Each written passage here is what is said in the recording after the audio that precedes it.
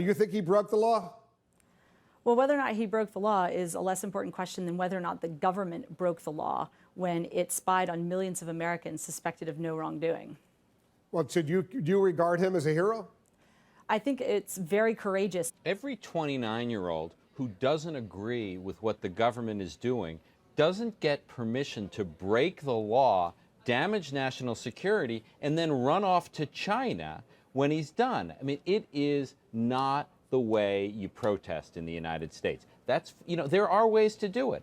I'm not sure this government program is a good program, but stealing documents from the NSA and then turning them over to Glenn Greenwald is simply not the American way, and I think it's a disgrace what he's done.